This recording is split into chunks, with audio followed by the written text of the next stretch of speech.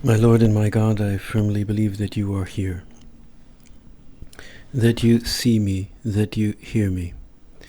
I adore you with profound reverence. I ask your pardon for my sins and the grace to make this time of prayer fruitful. My Immaculate Mother, Saint Joseph, my Father and Lord, my guardian angel, intercede for me. There was a story I heard from 1975 of a young girl of 9 years old suffering from bone cancer in the leg. She had a tumor there, and she lived in Sicily, and so her parents decided to take her to the shrine of Lourdes to see if Our Lady could intercede and cure her. The girl was very young, of course, and didn't really know exactly the seriousness of her condition, didn't quite understand. She had some pain, but it was an incurable disease at the time. So she went with her mom and dad, and there she saw all these sick people, and many of them had all kinds of problems of all kinds. There she saw them with crutches and in stretchers and canes, and some of them had bandages on their heads. And she explained that she saw all these people, and she thought, well, it would be silly for me to pray for myself, seeing all these sick people in such conditions. So she thought, well, I will pray for each one of the sick people that I see while I'm here. And sure enough, she went one by one, that man with the cane, this person with the crutch, and so forth. She just went perseveringly, and there were quite a lot of people.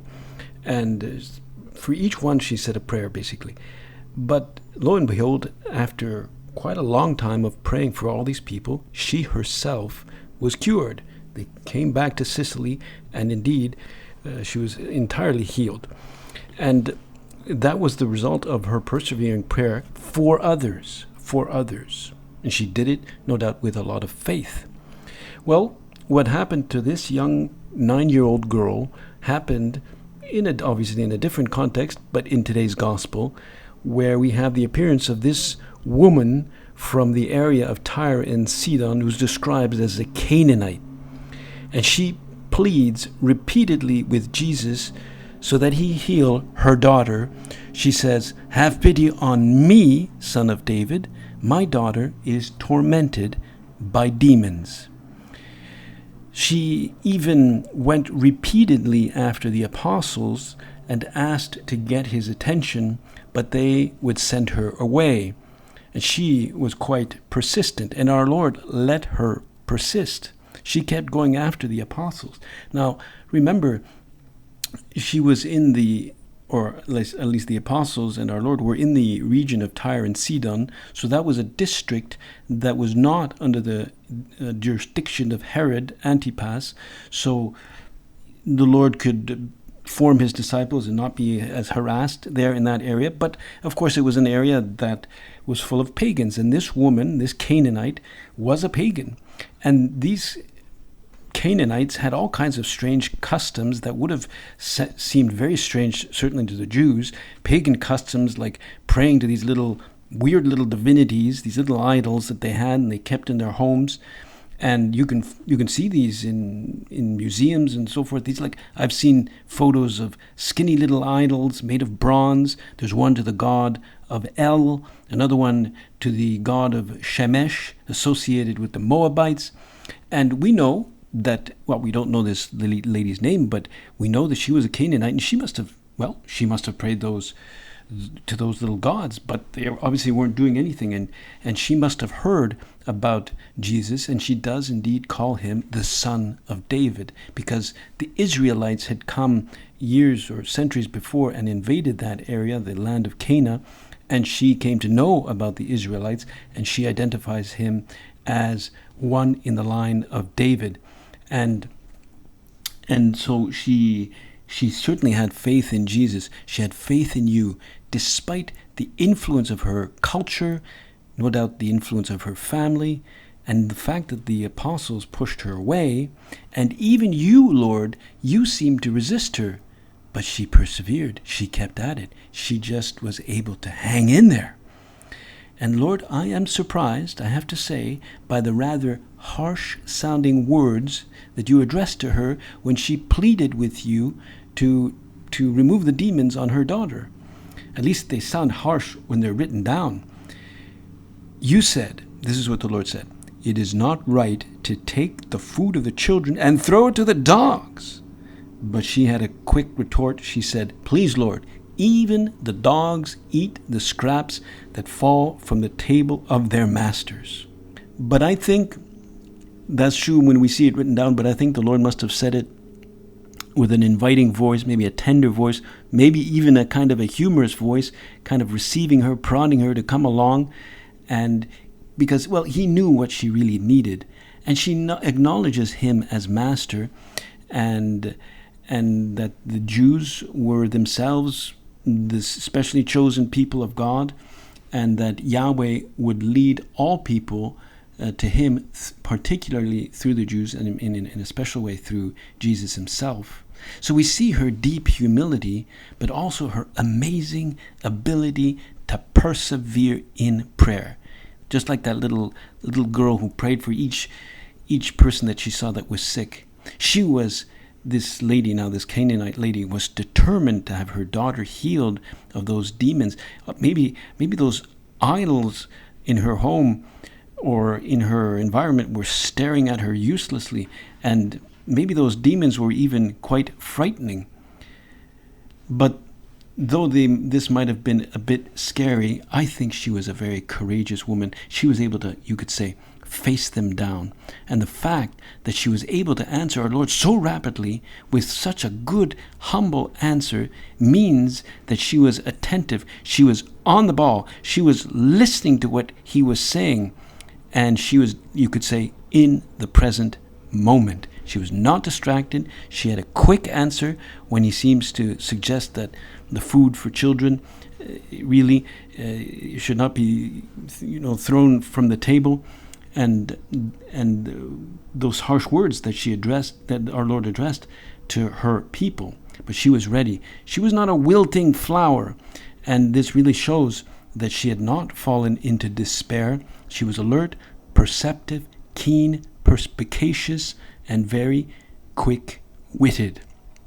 She was not somebody ready to despair, even if her daughter had been suffering.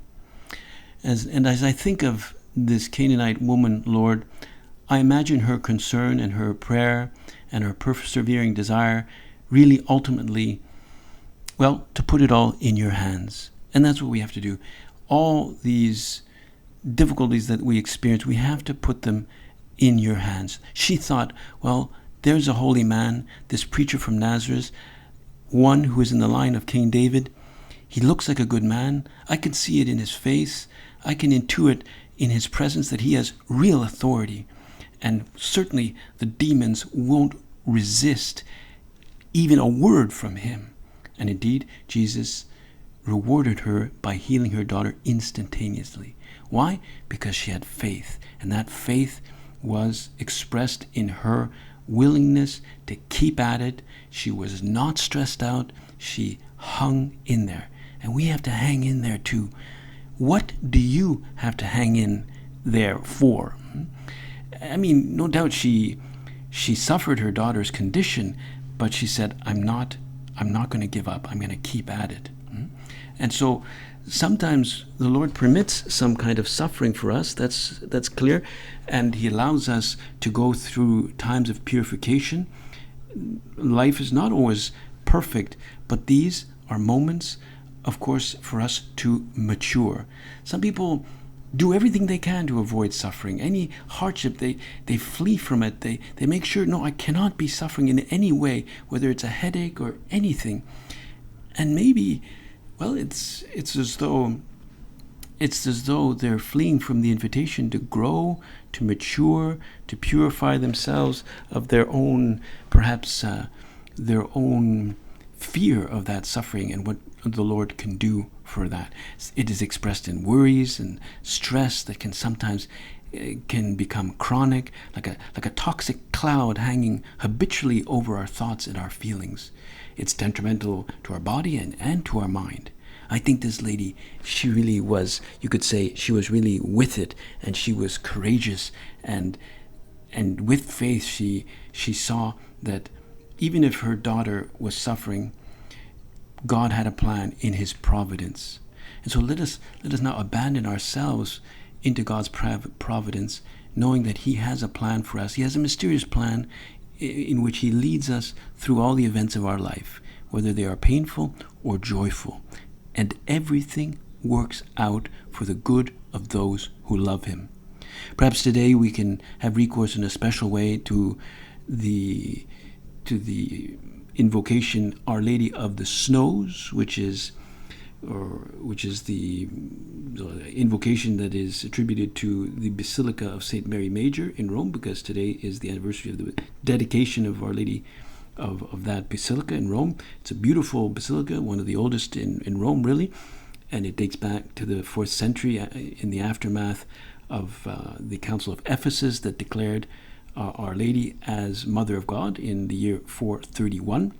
And it also has one of the most ancient images of Our Lady attributed to the evangelist St. Luke, who is said to have actually painted this image of Our Lady. It's called Salus Populi Romani.